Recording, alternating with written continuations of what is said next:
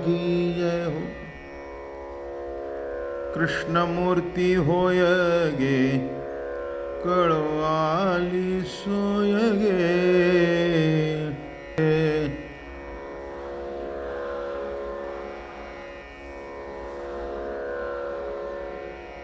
प्राणाचाही प्राण पाहता सुख सांगू काय गे।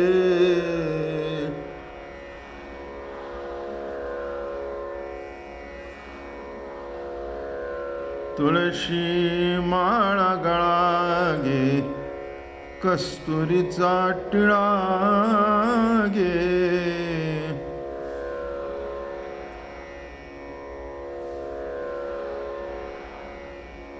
अर्धांगी रुक्मिणी विंजणे वारिती गोपी बाळा गे गोपी बाळा गे गोपी बाळा। तुळशी माळा गळा गे कस्तुरीचा टिळा गे।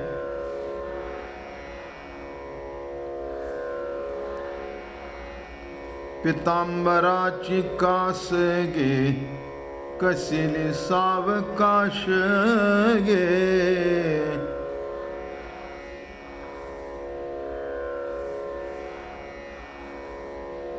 पितांबराची कास गे कसिली सावकाश गे।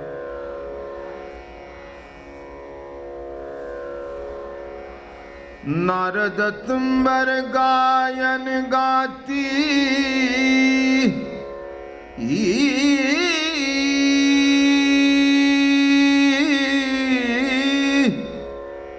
नारद तुंबर गायन गाती पुढे निजदास गे पुढे निजदास गे।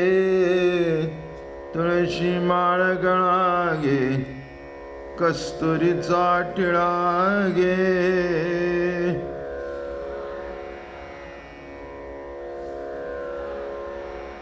अर्धांगी रुक्मिणी विंजने वारिती गोपी बाळा गे तुळशी माळ गळा गे कस्तुरीचा टिळा गे।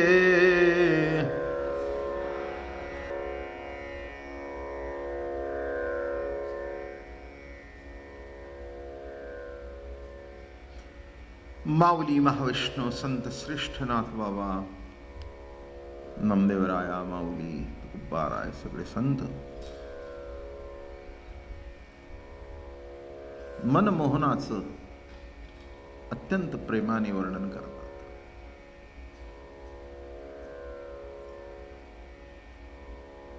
माणूस असा आहे विचित्र, त्याच्या ठिकाणचं मन इतकं विचित्र आहे की त्या मनाच्या कचाट्यामध्ये सापडल्यानंतर ते मागे फिरत नाही।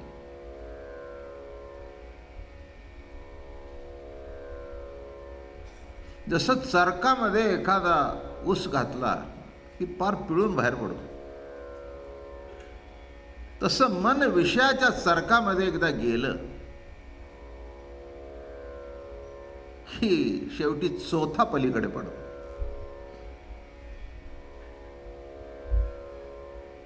अर्थात खाली पडणारा रस दुसऱ्याला प्यायला बरा वाटतो, पण याचा चोथा होतो।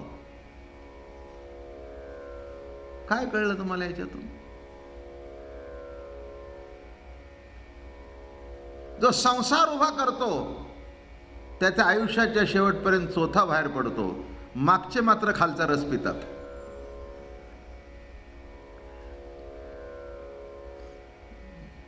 आता कळलं नीट बर का? नोकरी लागत नव्हती, नोकरी लागली, धंदा उभा राहत नव्हता, उभा राहिला, पैसे येऊ लागले, फ्लॅट घेतला, जागा घेतली, कर्ज काढली, ती फेडली, असं करत करत करत करत मावळतीला सूर्य आला।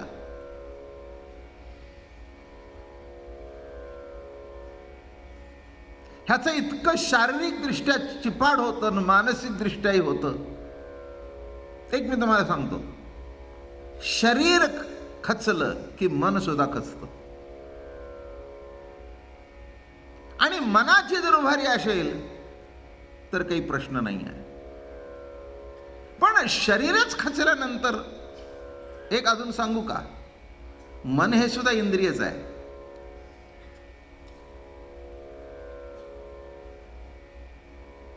पाय थकतात, हात थकतात, डोकं थकतं. आणि तुम्हाला कोणी सांगितलंय की मन थकत नाही? मन हे सुद्धा इंद्रियच आहे. आमच्या आयुष्यामध्ये सुद्धा फार काही काही माणसं हुशार भेटतात. तशी ते जे रोज जमतात ती हुशारच आहेत, त्याच्याबद्दल काही प्रश्न नाही. पण काही वेळेला अशी एक हुशार भेटतात. एकाने मला प्रश्न विचारला की महाराज, आपण मरतो हे मला कळलं, पण आपण मेल्यानंतर आपल्या मनाचं काय होतं?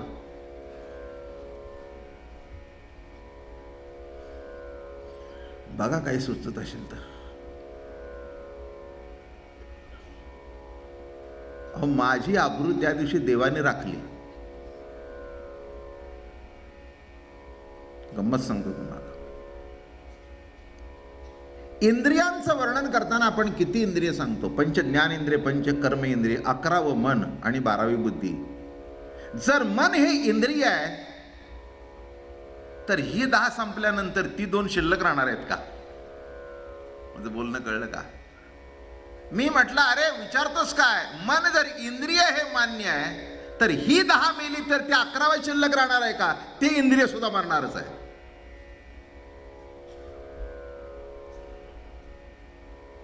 फक्त याच्यातून शक्ती गेलेली दिसते आणि त्याच्यातून दिसत नाही. दिसत नाही म्हणजे काय? मेलं नाही का? पोराबाळांच्या बाबतीत तुम्ही काय म्हणता? अरे तुमच्याकरता आम्ही मन मारलं. मराठी भाषा कशी वापरता? अरे तुला काय सांगू, चैन करायची असते ना, वाटेल तशी करी असती, पण तुमच्याकरता मन मारली आम्ही. हो, 2 साड्यावर माझ्या बायकोने दिवस काढले, मी 2 पॅन्टवर काढले, आणि कार्ट्यानो तुमच्याकरता ठेवलं, तुमच्याकरता मन मारलं. म्हणजे म्हणणं कळलं का? मन कळलं का? काय असं हे मन आहे. म्हणून एकदा ते चरकात गेलं की पिळून बाहेर पडतं. खालचा रस मागचे पितात. असो, त्याच्याबद्दल सुद्धा तक्रार करायचे काही कारण नाही. काहींचा पिळून घ्यायचा जर योग असेल आणि काहींचा रस प्यायचा जर योग असेल तर तुम्ही तरी काय करणार, आम्ही तरी काय करणार? नाही का? असा जीवनाचा भाग आहे. पण हे काय, रस गोडच लागतो. तसं परमार्थ करत असताना, उपासना करत असताना, साधना करत असताना कष्ट तर होतातच, नाही असं काही नाही आहे. कोणत्याही कष्टाशिवाय नाही आहे. माझ्या प्रवचनाला तुम्ही तासभर बसताय, हेही कष्टच आहेत. पण एक आहे, काही कष्टांचा त्रास आहे आणि काही कष्टामध्ये आनंद आहे. हा मूलभूत फरक आहे. पाहुण्याचं ताट घासण्यात दुःख आहे आणि मुलाचं घासण्यात सुख आहे. पाहुण्याचा एक रुमाल धुताना सुद्धा म्हणेल, कसले घाणेरडे रुमाल, आपला आपण धुवून टाकायचा नाही का? धुण्यातच टाकलाय. आणि याचं कशाने तरी लडबडलेलं, पुढचं समजून घ्या. ते सुद्धा मोठ्या आवडीने पुन्हा भिजत घालून त्याला वास येऊ नये. काय सांगितलं? एक सांगतो, जिथे आवड आहे, प्रेम आहे, तिथे कष्ट नाहीत. आणि जिथे प्रेम नाही, आवड नाही, तिथे थोडं जरी घडलं तरी कष्ट आहे. म्हणून परमार्थ साधना वाटून देऊ नका. परमार्थ एक आनंद सोहळा वाटवा.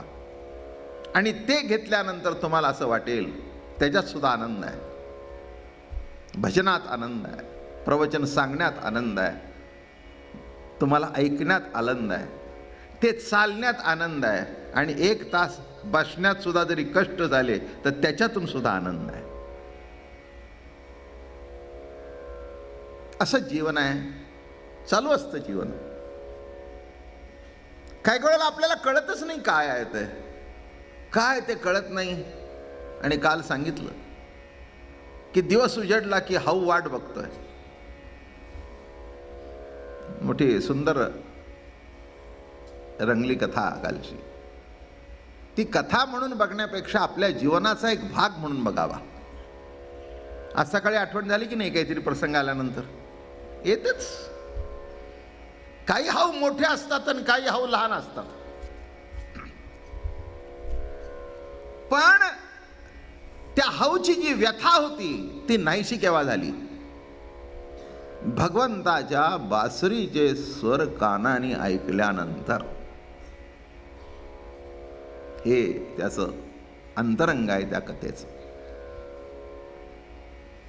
बरं का. इतके त्याच्यामध्ये अडकून गेले गोपाळ की त्या आवाजामध्ये आवाज म्हणून आता किती हो करणार. थकून गेले बिचारे, तोंडाला फेस आला. भगवंताला पाहावे ना ते की हे काय झालंय. आणि त्यांनी बासरीचे सूर ऐकल्याबरोबर हे सूर मावळले आणि एकदम सावध झाले.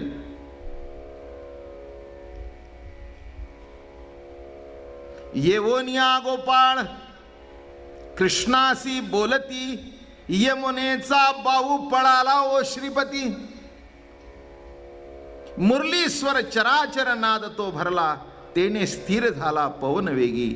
यमुना ही शांत झाली तेच क्षणी, म्हणे चक्रपाणी सावध व्हारे. पेंद्याने तो शब्द ऐकला कानी, एका जनार्दनी स्थिर झाला. एक सांगतो, जीवनामध्ये कुणी किती आधार देऊ दे, पण अंतरात्म्याच्या बासरीचा आवाज आपल्या हृदयामध्ये प्रगट झाल्याशिवाय आपलं जीवन सुद्धा शांत होत नाही. किती बाहेरच्यानी आधार देऊ दे, काही नाही हो होईल, काही नाही होईल, काही नाही होईल, नाही. आणि त्यांनी सांगितल्यानंतर ही त्याच्या बासरीचा आवाज आहे. ती बासरी जे भक्त आहेत त्यांना ऐकायला येतात, जे अभक्त आहेत त्यांना ऐकायला येत नाही. जे भक्त आहेत ते म्हणतात मला देवाने सुचवलं म्हणून बाहेर पडलो, हा म्हणतो मला सुचलं. काय आहे ही बासरी? एक अलौकिक, भगवंताच्या जीवनामध्ये जर विचार केला, अलौकिक आहे बासरी. आधरे धरोन या वेणू, वेणू वाजविला कोणी नेणू. ती बासरीचं महत्व इतकं आहे की राधेने स्वतः तिचा द्वेष मत्सर केला, बरं का. सतत भगवंताच्या आधारावर. अहो भगवंत तिची सेवा करत होते. असे माझं बोलणं कळलं का? काय काय करत होते भगवान? त्या बासुरीची सेवा करत होते, तिला आधारावर धरत होते, बर का. आणि खाली ठेवत नव्हते, कमरेला खोवून ठेवत होते. रात्री निस्ताना आपल्या उशी खाली घेऊन झोपत होते. काय त्या बासरीचं भाग्य आहे. बंसी तू कौन गुमान भरी. मीराबाई राधेच्या मुखातून गाते, बंसी तू कौन गुमान भरी, तू बन की लकड़ी बंसी तू,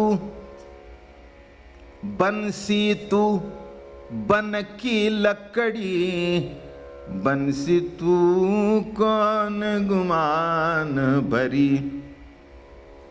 अपने तन पर छेद परायो. अगं बन्सी, काय मिजाज मारतीस?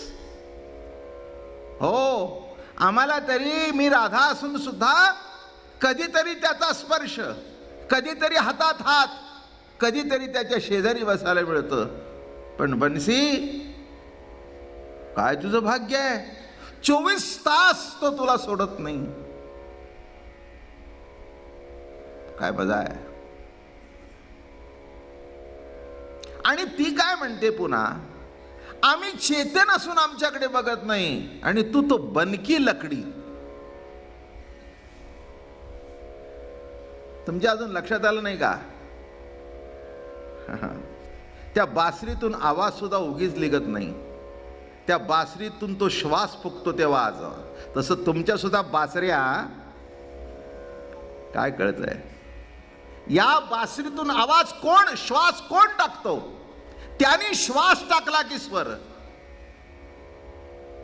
आणि त्याने श्वास नाही टाकला काय होईल? बासरीचं जाळून टाकतात. विचार करून बघा. बंसी तू कौन गुमान भरी, कौन गुमान भरी. काय अगदी मिजाज मारतेस, एवढं काय तुझी मिजाज आहे? काय समजते स्वतःला? तुझ्यात आहे काय एवढं? ते म्हणले माझ्यात काहीच नाही, माझ्यात काही नाही हेच आहे. काय समजलं? माझ्यात काही नाही हेच आहे. ते म्हणले म्हणजे काय? मी आतून सगळी रिकामी आहे. बोलणं समजतंय का? मी आतून संपूर्ण रिकामी आहे, आणि तुमच्या आतमध्ये काम, क्रोध, लोभ, दंभ, मत्सर, अहंकार भरलेला आहे. मी प्रभूच्या आधारावर जाण्याकरता आतून सगळी रिकामी झालेली आहे.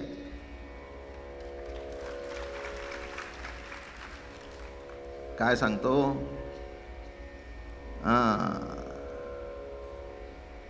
रिकाम झाल्याशिवाय प्रभूचं प्रेम तरी कुठे भरता येईल? आदल्या दिवशीच्या शिळ्या दुधामध्ये ताजं दूध घेतलं तर नासूनच जाईल ना. ज्या भांड्यामध्ये दूध घ्यायचं ते रिकाम पाहिजे, आणि रिकाम असेल तर त्यात भरलं जाईल. तसं ती म्हणाली मी आतून रिकामी आहे, सगळं काढून टाकलं.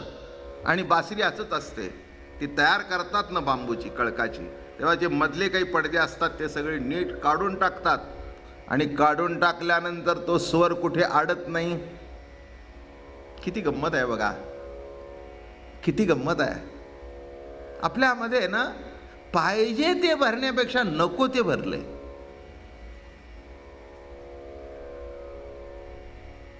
काय गंमत आहे बघा. आणि काय असेल ते असो, पाहिजे ते भरलं जातच नाही, आणि नको ते भरल्याशिवाय राहत नाही. रस्त्याचं वाईट दृश्य डोळ्यात राहतं, पण चांगली 100 बघितलेली दृश्य लक्षात राहत नाही. काय असेल ते असो, पण ह्युमन नेचर असा आहे. कोणी 1000 शब्द चांगले बोलू देत, ते आतमध्ये राहत नाहीत, निघून जातात. बरोबर आहे ना? 1000 शब्द बोलू दे चांगले, ते निघून जातात. पण एक वाईट बोलला तर, एक वाईट बोलला तर आयुष्यभर लक्षात राहतं, आयुष्यभर लक्षात राहतं. काय भावानी जेवायला बोलवलं, दादा जेवायला या, अरे म्हटलं आलो असतो, पण मग हे बायको म्हटली अहो ते बोलवत आहे जा ना. गेल्या वर्षी पहिल्यांदा बोलवलं मला, शेवटपर्यंत जाणार नाही, जाणार नाही. मी काय म्हटलं, इकडचं इकडे खपत नाही जीवनामध्ये. चांगलं विसरतं, वाईट लक्षात राहतं. तसं ती बासरी जी पोकळ केली, काढून टाकलं तिच्यातलं. आणि परमार्थ म्हणजे तरी काय? नको ते काढून फेकून देणं आणि पाहिजे तेवढं ठेवणं. बरं का, मी रोज सांगतोय तुम्हाला, मागे सुद्धा सांगितलं, परमार्थाचा अर्थच असा आहे की नको ते जाणं, नको ते काढून टाकणं. मागे एकदा तुम्हाला बघा गौतम बुद्धाची गोष्ट सांगितली होती, अप्रतिम गोष्ट आहे. गौतम बुद्धाला बौद्धी वृक्षाखाली आत्मज्ञान झालं, आत्मसाक्षात्कार झाला, म्हणून बुद्ध गया म्हणतात त्याला. थोडक्यात सांगतो, जास्ती वाढवत नाही. झाल्याबरोबर सगळे भिक्षू गेले आणि त्याचे पाय धरले, म्हणले महाराज आपल्याला काय मिळालं? काय मिळालं म्हटल्याबरोबर गौतम बुद्धाची मान खाली गेली आणि त्याच्या डोळ्यातून धार लागली. शिष्याना वाटलं आपल्यातून फार मोठी चूक झाली की आपल्या गुरुला आपण विचारलं आणि नको तो प्रश्न विचारला, काहीतरी बोलतात विचारला, अधिकार आपल्याला नसताना आपण प्रश्न विचारला आणि आपल्या गुरुला वाईट वाटलं. काय विचारला प्रश्न? महाराज तुमच्याकडे बघितल्यानंतर तुम्हाला काहीतरी मिळाल्यासारखं वाटतंय, तेव्हा काय मिळालं? साधा प्रश्न, साधा प्रश्न, काय मिळालं? आता त्याच्याबद्दल एवढं दुःख व्हायचं काही कारण आहे का? शिष्यानाही कळे ना की काय भानगड आहे, काय भानगड आहे. मग शेवटी पायावर लोटांगण घेतलं, म्हणे गुरुराया क्षमा करा, फार मोठं चुकलं. नाही म्हणले, तुमचं चुकलं नाही, माझी मलाच कीव आली. तुम्ही विचारलेल्या प्रश्नाने मला माझी उणव लक्षात आलं. तुम्ही विचारलं काय मिळालं, खरं सांगू का, मिळालं काही नाही, फक्त मिळू नाही एवढं कळलं, पण ते कळण्याकरता नको ते गेलं. म्हणून मिळालं काही नाही पण गेलं पुष्कळ. बोलणं समजतंय का? मिळालं काही नाही, गेलं पुष्कळ. तसं आध्यात्मिक जीवन जगत असताना मिळायचं काहीच नसतं, मिळूनच असतं. फक्त नको ते पोकळ केलं की बासरी वाजेल. एवढाच भाग लक्षात घ्या, नको ते काढलं पाहिजे, नाही का? हो, कारल्याची भाजी केव्हा चांगली होते? बिया ठेवून. काय आतल्या बिया ठेवून करा, नाही चांगलं होत, नाही चांगलं होत, बिलकुल नाही. काय भोपळा जरी करायचा असेल तर बिया काढाव्याच लागतात. म्हणजे ते काढल्याशिवाय चांगलं लागत नाही. पोपईच्या काळ्या बिया खा, त्या काढल्या. आता कितीतरी दृष्टांत देईन तुम्हाला, कळलं? नको ते काढल्यानंतर आहे ते गोड लागतं. दृष्टांत कळला का? काळ्या बियाच्या माध्यमातून जरी पोपई वाढलेली असली, ते नको ते काढ म्हणजे आहे ते बरं लागेल. तसं दुसरं काही साधना करू नका. आयुष्यात एकच करा, जे नको आहे ते जे तुमच्यात आहे ते काढून टाकलं की आहे ते दिसतं. एका घरामध्ये सुंदर बेल्जियमचा आरसा होता.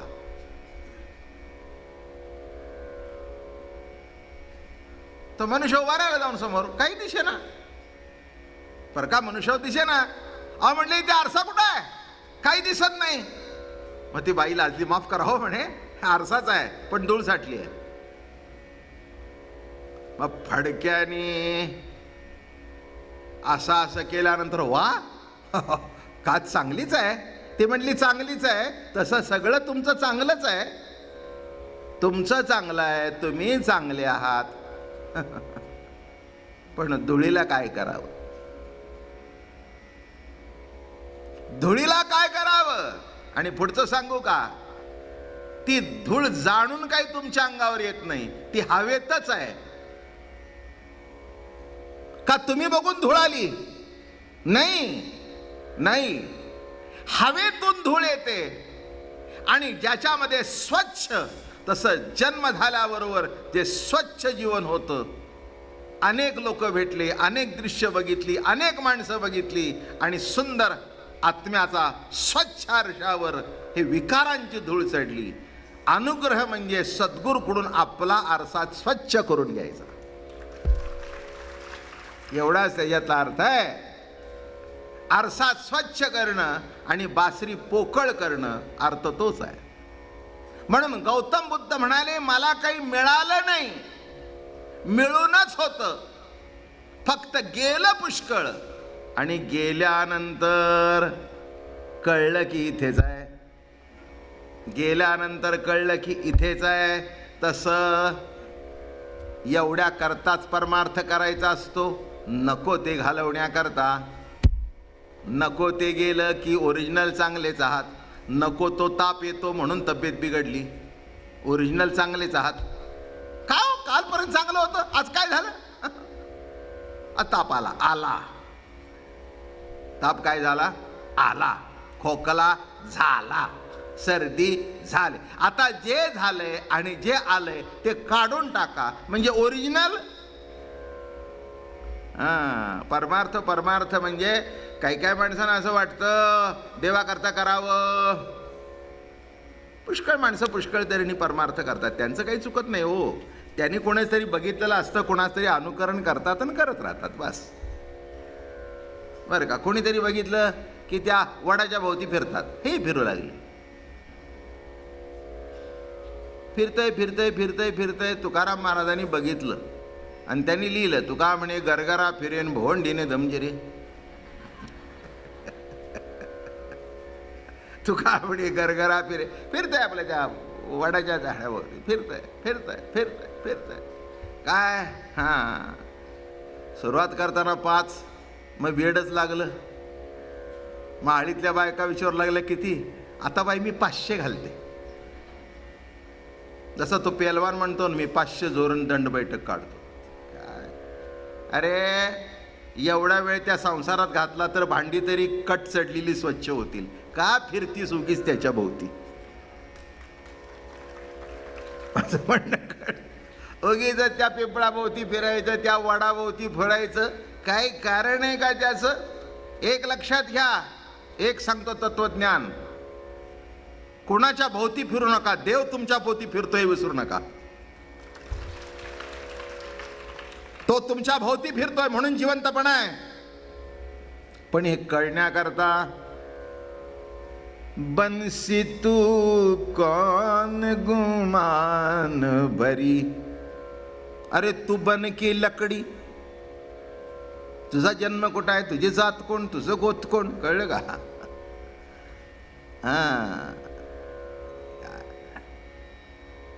बन की लकडी कशी म्हणते बघा.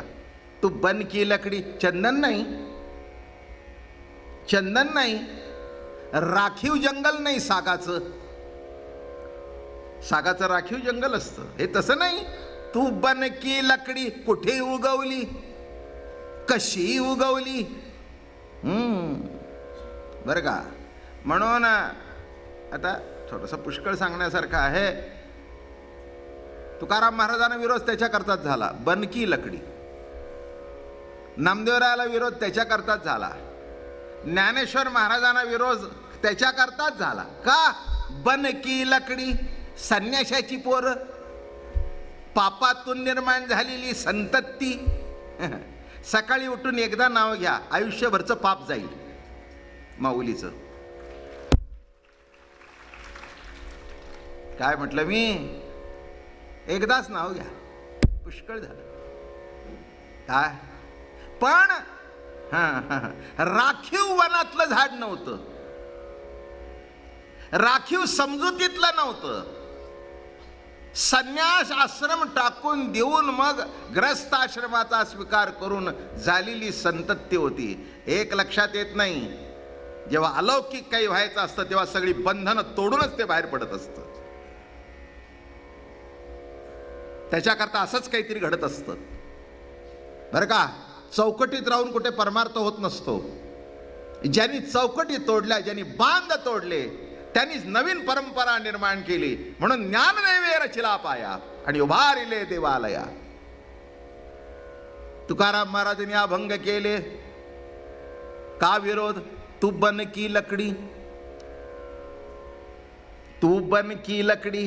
नीट लक्षात घ्या, हे सगळं गणित इतकं. ती राधा कशी बोलते ते बघा, त्याच्यामध्ये फार मतितार्थ भरलेला आहे. एवढी मी जास्त तुझी, एवढी तुझी मिजाज करायचं काही कारण काय? अरे आम्ही कुठल्या, आमचा जन्म कुठला, आमचं कुळ कुठलं, तू बन की लकडी.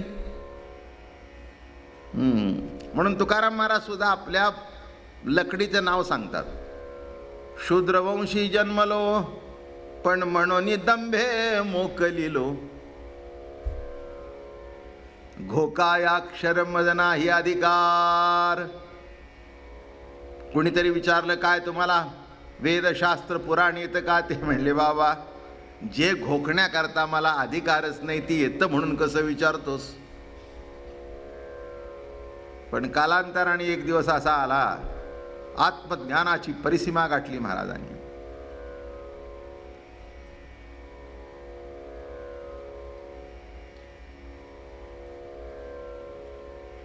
बाबाजी महाराज भेटले, सद्गुरु अनुग्रह झाला. भगवंतानी ती बासरी ओठावर धरली आणि भगवंतानी ओठावर धरून त्या बासरीला श्वास फुकला आणि श्वास फुकल्याबरोबर ती बासरी म्हणू लागली, मी वासुदेव तत्वता कळो येईल विचारता, आहे ठाऊक सौभाग्य संता. कोण आहे मी? वासुदेव. फुकलं. अणुरेणुया थोकडा तुका काशा येवडा. काय बासरी बोलते बघा. बासरी काय सांगते?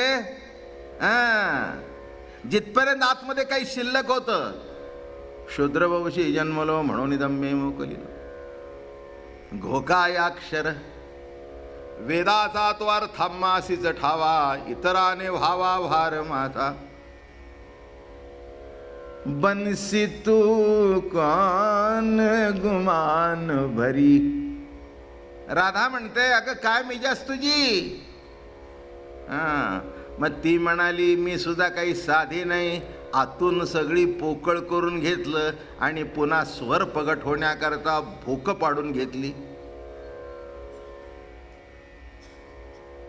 माझं बोलणं कळलं का? नुसतं पोकळ नाही, सारे गम बदनी सा. तेवढी ती व्यवस्थित भोक पाडल्याशिवाय आवाज निघत नाही. आणि अजून पुढे सांगतो, पोकळ आहे, भोक पाडून दिली तरी जमत नाही, श्वास त्याने फुकावा लागतो. आणि फुकल्यानंतर म्हणून ती आपने ही म्हणते ना, तू बन की लकडी बनसी तू कौन गुमान भरी. ती म्हणते राधे नको ग एवढं आम्हाला टोचून बोलूस. अपने तन पर छेद परायो, बाला ते बिखरी, बनसी तू कान गुमान, कान गुमान, कान गुमान भरी. मीरा कहे प्रभु गिरधर नागर, राधा से झगरी बंसी. मीरा के प्रभु गिरधर नागर आणि राधा से झगरी बंसी. आणि जेव्हा त्या बन्सीचं राधेचा वाद, झगडी म्हणजे झगडा झाला, तिथे सांगते तू काय मिजाज मारतेस? अगं मी एवढं टोचून घेतलंय, एवढी अंगाला छेद करून घेतलेला आहे उगीच का त्याने. आणि अजून लक्षात ठेव, मी त्याला सोडून कुठेच जात नाही, त्याला सोडून दुसऱ्याला बघत नाही. माझी निष्ठा तरी बघ, माझी भक्ती तरी बघ, माझं प्रेम तरी बघ. आणि एवढं तुला बघितल्यानंतर अगं बन्सी, राधे, माझ्याकडे बघून तुला जो देश वाटतोय ना, ते अजून तू आतून पोकळ झालेली नाहीस. म्हणून कुणाबद्दल द्वेष मत्सर वाटला की समजावं. जरी आपण वारी करत असलो, जरी माळ घालत असलो, जरी ज्ञानेश्वरी वाचत असलो, जरी पारायण करत असलो, जरी हरिपाठ म्हणत असलो, तरी सुद्धा आतून. म्हणून लांब काडी घ्या, त्याला जरा चांगला पॉलिश पेपर लावून साफ करा आणि साफ झाल्यानंतर मग असा सूर बाहेर पडेल. राधेला सुद्धा पटलं बरं का हे. ती म्हणली मी सुद्धा विचार करत होते की माझ्यावर देवाचं एवढं प्रेम आहे तरी पण तुला सोडत नाही. ते म्हणली मला आणि एक लक्षात घे, तू काहीतरी काय राधे, तू उगीच बडबड करतेस. मी कधी काही बोलते का? मी फक्त त्याचा स्वर बाहेर फेकत असते. कळलं का? काय माझं अस्तित्व स्वतंत्र नाही. बरं का? आपण म्हणतो आमची बायको आम्हाला उलट उत्तर करत नाही. ठीक आहे ना, असेल ना, मी काही नाही म्हटलंय का? पण वैखरीने काय कळलं? नाही कळलं. अहो फक्त ही चौथी वैखरी बोलत नाही, पण आतल्या तीन बोलतायतच. परा पश्यंती मध्यमा वैखरी. तोंडाने बोलत नसेल पण आतून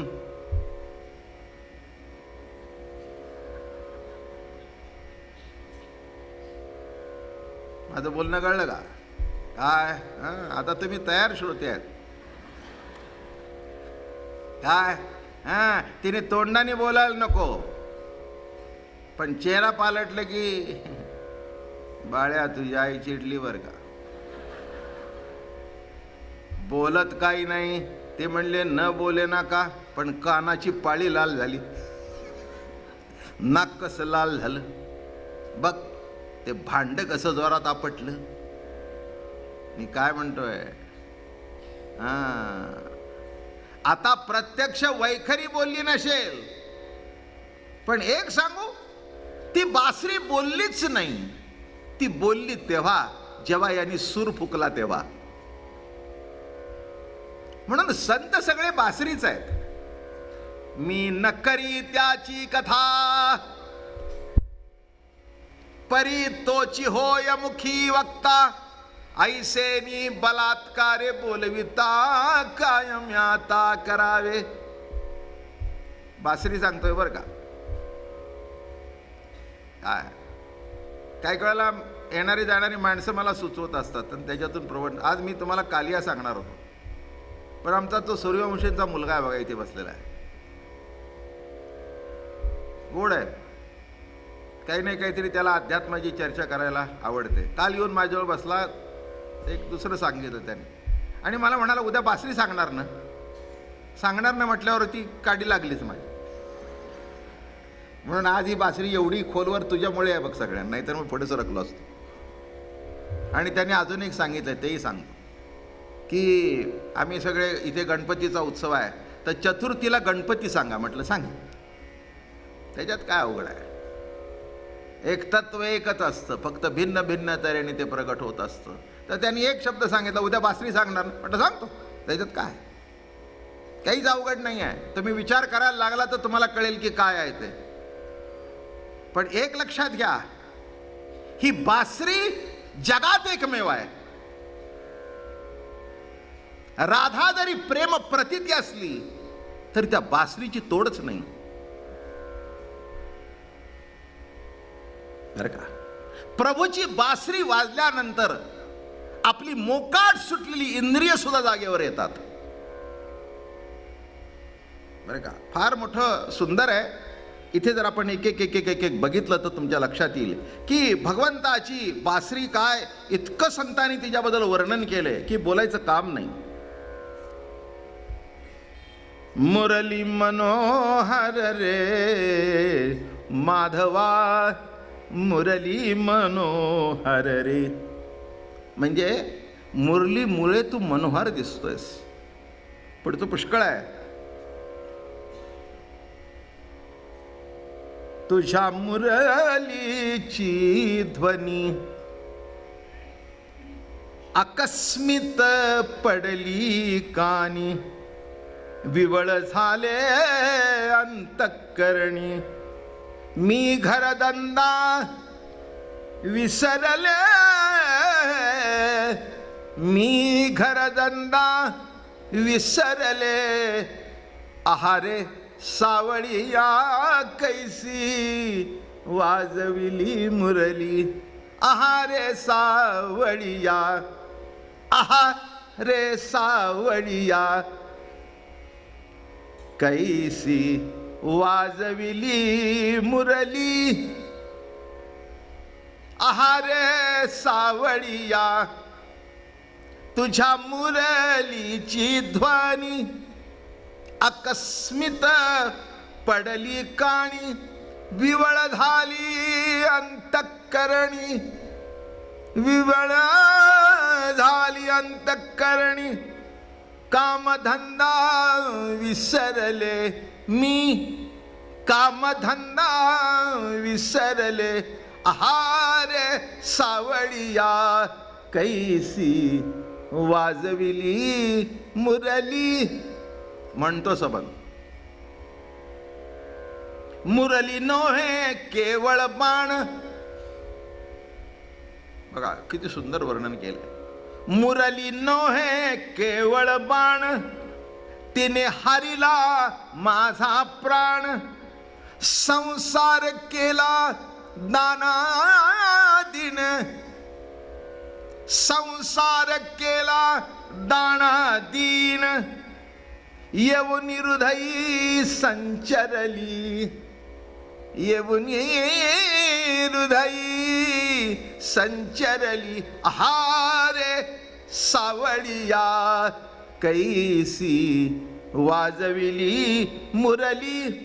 तुझ्या मुरलीचा सुरतान मी विसरले देहभान, घर सोडूनी धरिले रान, मी वृंदावनी गेले, मी वृंदावनी गेले, आहारे सावळिया कैसी वाजविली मुरली.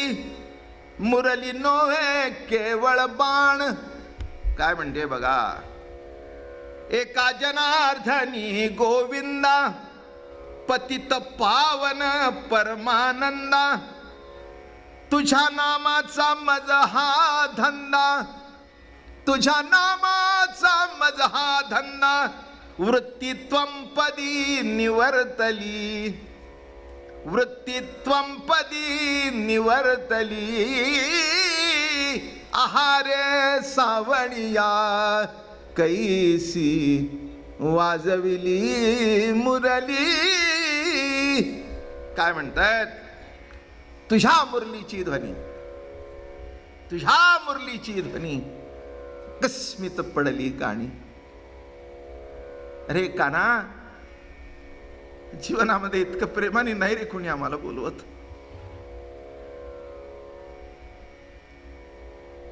इतक्या आपुलकीने, इतक्या प्रेमाने, इतक्या जिव्हाळ्याने नाही रे कोणी बोलत आम्हाला.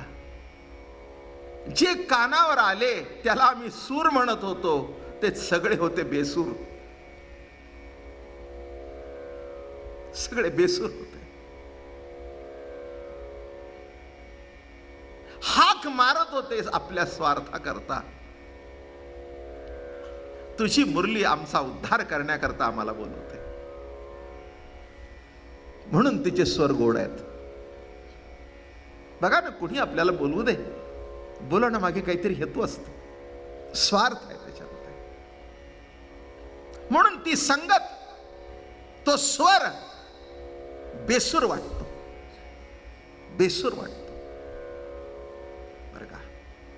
आणि म्हणून इथे म्हणतात, तुझ्या मुरलीची ध्वनी अकस्मित पडली काणी. असे स्वर ऐकायची आम्हाला सवय नाही. जरी प्रेमाचा स्वर वाटला आणि वरून दिसला तरी आतमध्ये त्याच्यात वासना असते.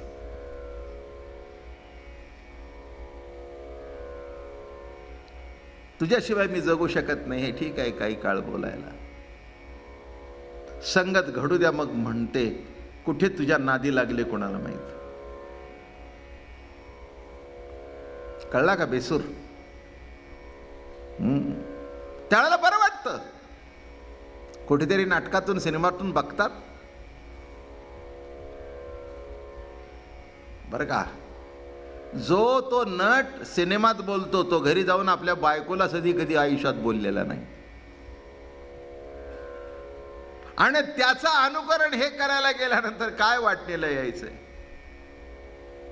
लक्षात घ्या, मी एक तुम्हाला सांगतो, जीवनामध्ये खरा प्रेमाचा आवाज, खरा प्रेमाचा सूर एका ठिकाणीच ऐकू येईल. निरुपचार प्रेमा विषय होय जे प्रियोत्तमा, ते तुझे नव्हे की आत्माईसे जाणीये. एक आत्मसत्तेचा सूर जेव्हा ऐकू येईल तोच खरा निरपेक्ष सूर आहे, तेच खरं प्रेम आहे. प्रियाची परमसीमा तो भेटे माऊली आत्मा, ते खेवी आटे डिंडिमा संसारिक. प्रियत्वाची परमसीमा हेच त्या माऊली आत्म्याचं दर्शन आहे. काय सांगतोय लक्षात आलं का? प्रवचन मुरली सांगतोय तुम्हाला. असा स्वर की तिथे निर्विकार होऊन एक प्रेमाची ज्योत अंतःकरणामध्ये प्रगट होणं, तोच प्रभूच्या बासरीचा सूर आहे. ती बासरी फक्त संतांच्या जवळ आहे. संत हे त्या बासरीचं सूर ऐकण्याचं माध्यम आहेत, माध्यम आहेत. त्यांच्याशिवाय ती बासरी ऐकू येणार नाही. म्हणून कुठे गोड सांगतायत बघा, तुझ्या मुरलीची ध्वनी अकस्मित पडली कानी, विवळ झाले अंतःकरणी, विवळ झाले अंतःकरणी, मी घरधंदा विसरले. मी खरंच आहे, जीवाला जे पाहिजे ते सुख मिळाल्यानंतर बाकीचं आपोआपच विसरतं. विसरायची गरज नाही, विसरायची गरज नाही. एक सांगू, जिथे प्रेम आहे तिथे स्मरण करण्याची गरज नाही. मागे सांगितलंय, कारण तिथे विस्मरण कधी नसतंच. जिथे प्रेम आहे तिथे स्मरण आहे, आपोआप होतं, आपोआप होतं. प्रेमाचा जिव्हाळा नाममुखासी आले, नाममुखाने घेतले नाही. कसे अभंग लिहित आहे, जरा प्रत्येक शब्दावर थांबला म्हणजे ज्याच्यातला मतितार्थ कळेल. प्रेमाचा जिव्हाळा नाममुखासी आले, नाममुखाने घेतले नाही. आम्ही घेतोय, घेऊ नकोस, येऊ दे, येऊ दे. ते तसंच प्रेमाने आल्यानंतर कळेल. म्हणून कसं म्हटलंय, अकस्मित पडली कानी, विवळ झाले अंतःकरणी. बर का, प्रेम हा एक चमत्कार आहे, प्रेम हे एक साक्षात्कार आहे. आणि जीवनामध्ये तो प्रथम जेव्हा होतो तेव्हा बोलायचं काम नाही, विवळ होऊन जातो, विवळ होऊन जातो. बरं का. आणि विवलता, व्यथा हीच भक्ती आहे, हेच प्रेम आहे. रोग्यानावार्थता व्याख्यान नव्हे परमार्था, भगवत प्राप्ती चित्ती व्यथा, ते अर्थता परमार्थी. काय व्याख्या केली आहे भक्तीची? रोग्यानावार्थता व्याख्यान नव्हे परमार्था, भगवत प्राप्ती चित्ती व्यथा. आता बघा ही कशी आहे, ती मुरलीचे स्वर आल्याबरोबर विवळ झाले अंतःकरणी, मी घरधंदा विसरले, मी घरधंदा विसरले. आहारे सावळिया आहा. काय सांगायचं नाथानायचं? काय आहा. बरं का, तुम्हाला कल्पना नसताना कोणाचा तरी टचकन पाय पडतो, आहा. बोलणं कळलं का? आहा. एकदम एकदम जाणून नाही. ते इंजेक्शन देताना ते तोंड वाकडं करतात ना, ते द्यायच्या अगोदरच वाकडं असतं. ते लावलं की नाही, आई आई आई, डॉक्टर म्हणलं मी टोचलं नाही अजून तुम्हाला.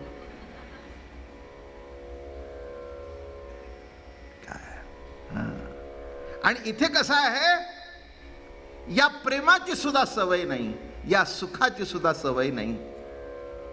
आणि या प्रेमाची या सुखाची सवय नसल्या कारणाने हे वेणुनाद ऐकला कानाने.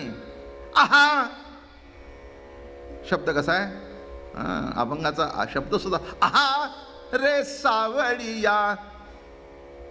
आहा आश्चर्य आश्चर्य, काय सूर आहे, काय सूर आहे. असा सूर आहे की तू सूर ऐकल्यावर माझ्यातला असूर बाहेर पडला. काय म्हटलं मी, आमच्या चित्तातले जे विकाराचे असूर होते ते असूर बाहेर पडले आणि तो सूर आहा रे सावळिया. अजून सांगू का, आता काय मलाही सुस्त सांगतो. एखादा रोग मुळातून कापायचा असला ना तेव्हाही दुखतं, तसा हा घुसल्याबरोबर जे नको ती आहा रे सावळिया कैसी वाजविली मुरली. म्हणून शब्द कसा वापरलाय बघा, मुरली नोहे केवळ बाण, मुरली नोहे केवळ बाण, तिने हारिला माझा प्राण. असा बाण लागला, माझं देह प्रतिती, माझी कर्म प्रतिती, माझी जात गोत सगळं हरपून गेलं. या तिकुळ माझे गेले हरपोनी. हे बाण लागलाय माऊलीला, त्याची विरहिणी आहे.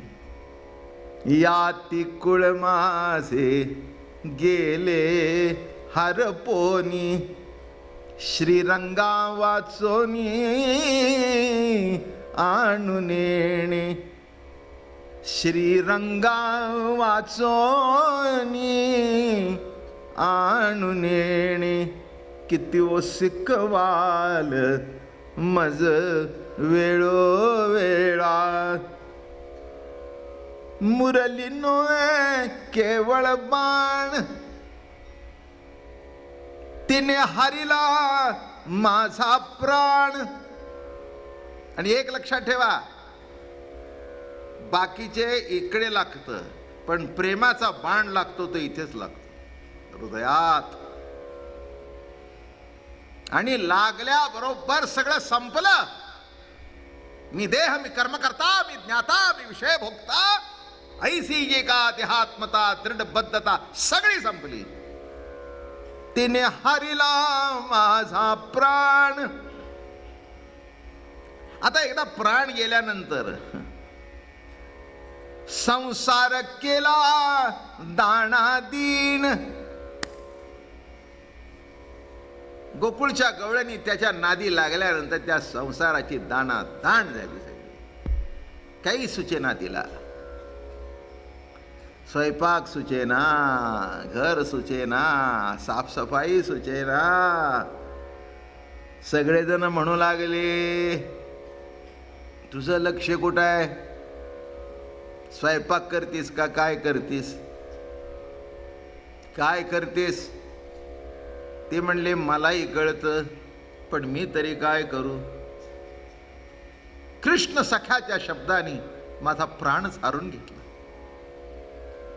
तिने हारिला माझा प्राण, संसार केला दाणादीन. संबंध संसार संपून गेला. मुलाबाळाकडे लक्ष नाही, घरादाराकडे लक्ष नाही. कसं लक्ष लागणार. सख्या तुझी मुरलीच इतकी गोड होती रे. मुलगा हाक मारतो पण इतकं गोड नाही. पती हाक मागतो पण इतका गोड नाही. बाप हाक मारतो पण इतका गोड नाही. आई हाक मारते पण इतकं गोड नाही. आणि म्हणून तुझी मुरलीतून हाक ऐकल्याबरोबर आहा रे सावळिया. काय त्याच्यातला शब्द सुद्धा तसा म्हटला तर अर्थ प्रगट होतो. आहा रे संपलं, वाटोळ झालं त्याचं. तसं नाही आहे ते. आहा शब्द कसा आहे, आहा रे सावळिया. आहा म्हटलं म्हणजे काय झालं? आहा म्हटलं ना, ते उगीच इथपर्यंत बाण लागला आणि खाली पडला. माझं बोलणं कळलं?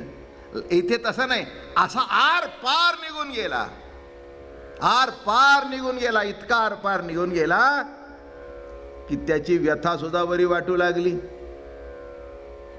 बरं का, मला याच्यातून पुष्कळ गोष्टी आठवल्या. एक थोडक्यात सांगतो. त्या श्रावण बाळाला की नाही दशरथ राजाचा बाण लागला. बाण लागल्यावर तो निजष्ट खाली पडला. पडल्याबरोबर थोडक्यात सांगतो, दशरथानी, कारण ते बाण लागल्यावर त्याच्या तोंडातून बाहेर पडलं, श्रीराम राम राम राम राम राम, श्रीराम राम राम राम राम राम, श्रीराम राम राम राम राम राम.